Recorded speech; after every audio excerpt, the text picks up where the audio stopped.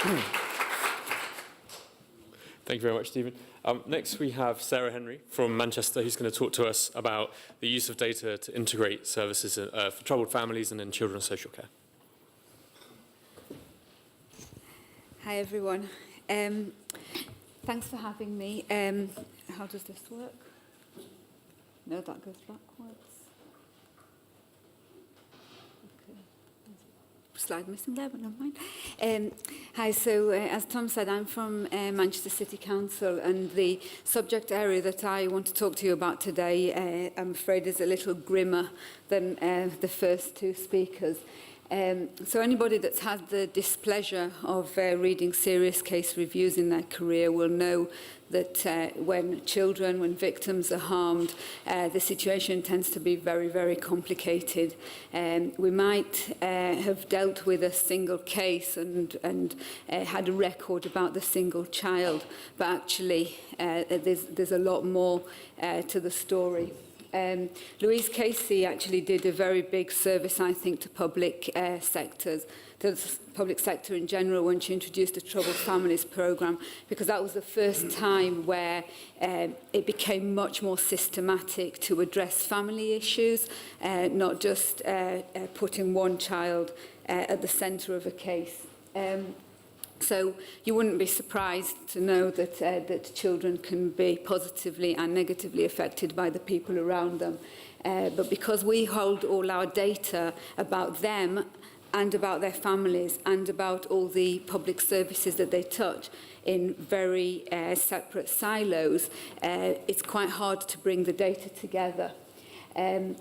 So what we set out to do, partly because Manchester was deemed to be the fourth biggest local authority with the number of allocated troubled families. That's a function of our size, a little bit due to deprivation, etc. too. But we had to manage this programme, and Excel wasn't going to cut it, basically. We needed a system that would work better. So we looked for a system that could bring all the data together and could link individuals into, well, what we thought a family is. To be honest, that was a much wider definition than what the CLG described, but still making those connections. We wanted to have intelligent linkages between the systems, so it's not just about a practitioner saying that child belongs to that family. We wanted kind of more information. We wanted the system to kind of work that out for itself, if you like. We wanted to know how to connect data about other entities, kind of schools and maybe housing associations, those kind of things. And importantly, we wanted to track the interventions that we were giving to the families so that we could have kind of a holistic package in front of us. Now, it sounds like a really innovative thing, but actually, in reality, it only replaces what was supposed to be happening manually.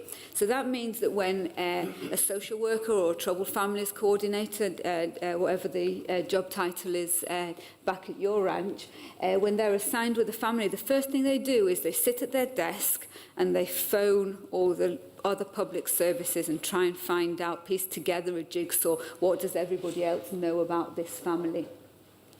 So it's really important to remember that this is a system that replaces a manual process. We thought that since we're kind of approaching this digitally, visualization would be quite helpful. Actually, social workers in particular are quite used to creating kind of genograms, so kind of visualization helps a lot of people. So we wanted a system that could do that. We also wanted to be able to analyse our programme and our wider public service reform programme, which this is part of, over time. And that's critical for managing really the efficiencies and the savings that we need to deliver over, well, it was a few years then, and I think it's fair to say a few years to come now. So behind this, there's a financial imperative as well. So at the moment, our system brings together about 18 data sets. They come from lots of sources that don't have the same data standards at all. We're talking about the police, we're talking about social services, DWP. In theory, some fields need to be the same in these sources, so you'd expect name, address, maybe date of birth to appear in quite a few of the databases. You'd be surprised how many don't. So I don't know if you work with police colleagues, but they know people by their PNC number, and you know, all the police officers in the room know exactly who you're talking about when you're giving that whatever 6-digit number or whatever.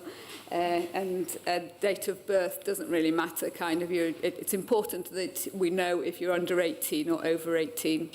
That's about it, and they can write date of birth based on your appearance, which is very clever as well.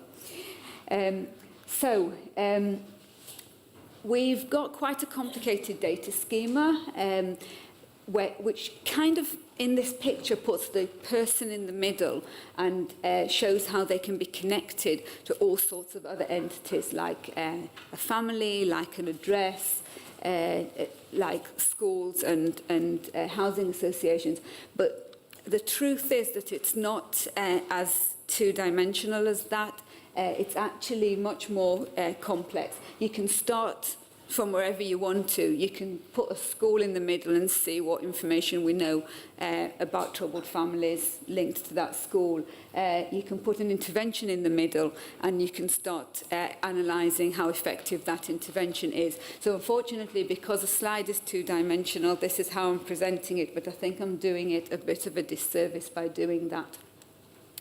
So essentially the way it works from the front-end perspective is that as a key worker, you're assigned a family, you get to put that in the middle of the screen, and then you can start expanding it. And basically that would slowly bring you the data from other public services, and you will, in the end, get presented with a picture that tells you what all those other services know about a family. So in this case, it will be how many children are there. We'll find out that the mother has a number of relationships. One of those relationships is father of the children, absences from school, crimes, etc., have been committed. So within a touch of a button, you can do about 2 weeks' work because you're basically helping yourself to the data in those other systems. So Tom asked me to describe the challenges. Hope I'm making it clear that information governance was a bit of a challenge. I was pleased to see that Tom put that up first as well. You know, you look at this system and you think, wow, a lot of work has gone into that. So I can assure you that at least 50% of the work went into the information governance side of things, even though from a legal point of view, this is pretty straightforward. This is about safeguarding, and there's very clear legislation that says that not only we've got a right to see data, we actually have a duty to share it, but culture is such that, that it's quite hard work.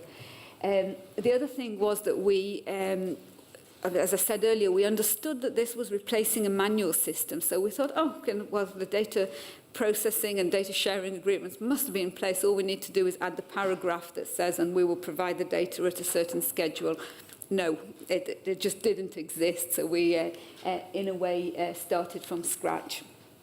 And it put a lot of effort in, and I think it's paid off.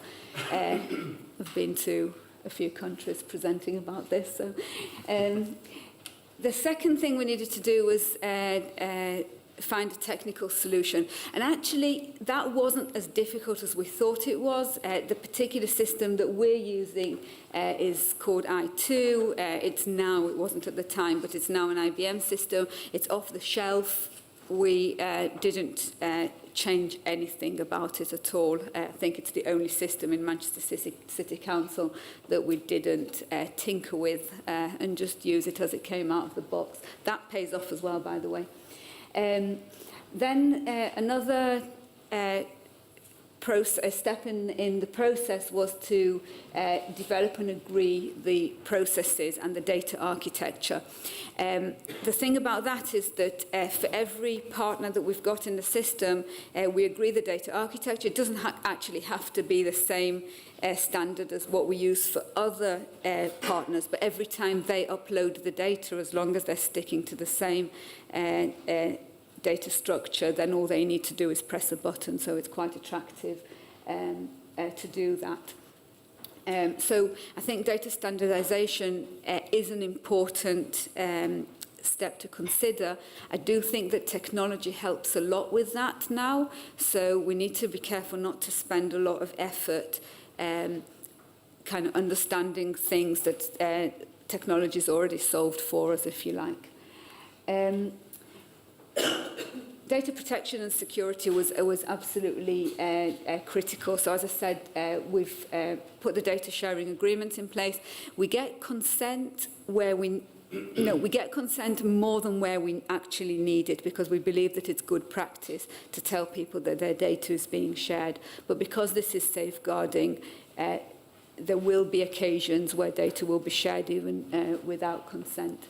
But there's certainly privacy notices where we make it very clear to everybody that as being part of the programme and receiving services that support you, data has to be shared, otherwise our package of support to you is limited, as you can see. One really important factor for me, and I kind of emphasise it a lot, and I hope kind of people are listening, what I really wanted to do here was to remove the decision-making from the frontline staff. I don't want people to think, this social worker's just contacted me now, do I need to share data with them? I want that to be absolutely automatic so that there's consistency there, not just because it saves time. To be honest, that is probably the area where we spent a lot of time in terms of data standardization, because we ended up forcing some thought on data that nobody thought of before. So it could be that in the past people randomly shared it or randomly didn't share it, but now they need to think about the answer. So that's kind of a really critical stage, but also it pushes accountability up the organisation, because the people that are signing the data sharing agreement tend to be a lot more senior, and that's really attractive as well to protecting frontline staff. The system itself can track use. We make it very clear to people that if they're looking at stuff that they shouldn't be, that's a sackable offence. And the social workers in particular, like police officers, are very much used to that. So we've not had any problems at all. I've listed the legal gateways for you. I believe you'll receive the slides. So the legal gateways are there. As I said, we do have a duty to share this data, and I think for the first time we are sharing it more consistently. I was also asked about the critical success factors. So I won't deny that we had a budget. That was helpful. But actually, it really didn't break the bank at all. I'm talking well less than £200,000 on this data, closer to 100k. Actually, we had a senior strategic sponsor. That always helps. I think Tom had that on the slide as well.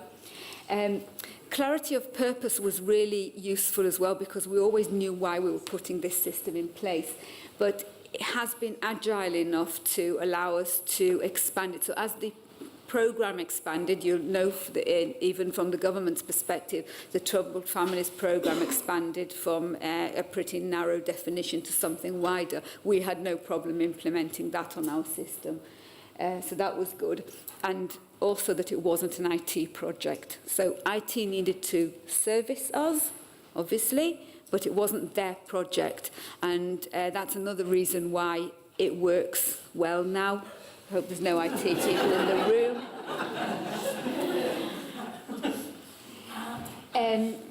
Another big advantage is the research and insight that we get now. So I've got a few slides here. I'll rush through them really quickly, where we can do decision trees, so we can start identifying the sequence in which things occur, so that we can identify families that way and intervene as early as possible. That's the holy grail, isn't it? We can do cluster analysis, so we've identified 4 different groups of troubled families that on paper might look the same, but we can distinguish between them, and that means that we can provide a slightly different package of support, and that creates a much more efficient system. We can do regression analysis so that we can start seeing what factors or variables are more important than others. We can do sequence analysis. So these two pictures represent families that are not troubled and families that are troubled. So you can see the concentration of different events. We can do spatial analysis, and that helps a lot in planning services. Where do you locate services? How do you plan the most efficient route for staff? But also in terms of understanding the relationship to other policies. So, for example, the epidemiology of poverty and troubled families, for example. So how does universal credit affect the fact that people who are living in poverty are going to be drawn to places in the city where rent is really cheap? What services do you put in that place so that you can service them well? And predictive modelling, again, you want to work with the families that you're going to succeed with, and you don't want to intervene with families that that are probably not going to benefit, or, more importantly, can help themselves, because actually that is the most efficient thing to do. If families can help themselves, let them do that, and if families need your help, provide that help. And that's it. Thank you.